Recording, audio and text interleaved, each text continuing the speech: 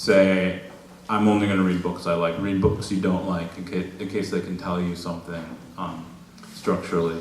But I think, again, there's that moment of inspiration that I love, that where you have this one idea and you're sort of working through it, and you stay up all night, and it becomes unhealthy at a point.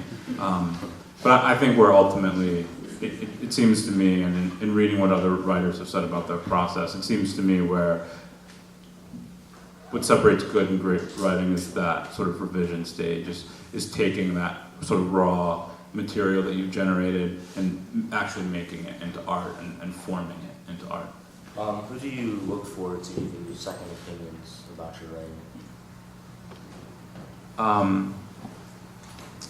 mean, my wife Naomi is one of my most important readers. I mean, she has a good sort of detector of, like, this is headed in the right direction, this is, this is good, this is bad, on a very base level. But,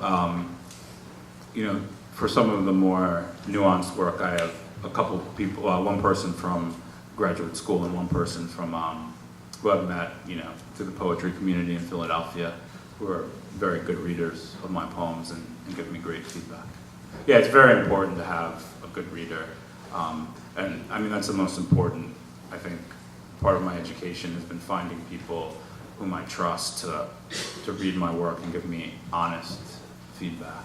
I mean, I think we're taught to be very polite, and, I have yet to hear anyone say anything negative about the book, and I don't think that's because there aren't flaws there, but I think it's because people are polite.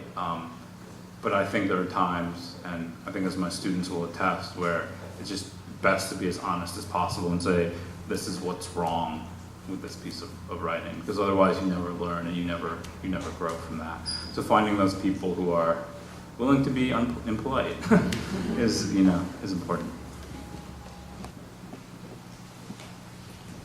In Oya in Old City, which is a poem that you didn't read, you say that a homeless woman chuntered away, and I looked up that word and it didn't exist. So I was wondering what inspired you to make up that verse? I did not make it up. It's a Sorry. It's a Britishism. You might want to the Oxford English Dictionary might be a bit. Now, there's something about the challenge of just picking out those few details that create a sketch of an experience, but that sketch sort of renders the experience whole in a way. And just finding those few words that will evoke an entire experience or emotion or mood. Like, I enjoy that challenge in the way that I think some people enjoy, like, sort of puzzling through the crossword or through a Sudoku or something like that. Yeah, I think trees are just, to me, are very convenient symbols of, and they can be multifaceted symbols. They can be life, they can be death, they can be sadness, they can be beauty. There's just, depending on the context in which the tree exists. But you can never sort of just say tree, right? So again, Daniel, to answer your question, I think something I've learned is it's never enough to just have a tree or a flower in the poem. It has to be that specific tree, right? Like, there are tulip trees outside my window, there are holly trees outside my window here at school. It helps to give texture to the poem to be as specific as possible. I'll never understand why the process through which adults have their creativity ground out of them. So it's great on a daily basis to come to work with students who are so resilient, who you can say, this isn't working. You can give them behavioral notices when they're not doing what they're supposed to be doing, but they dust themselves off and pick themselves up and keep working and keep living.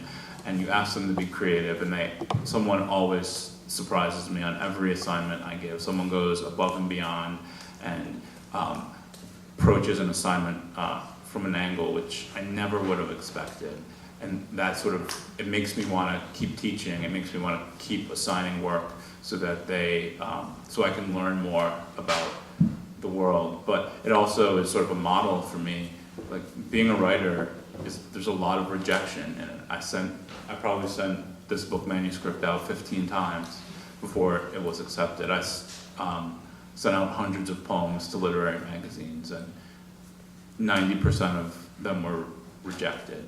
But seeing kids sort of get a bad grade, lose a soccer game badly, and dust themselves off, and just be back in school and happy-go-lucky the next day is important for me to see.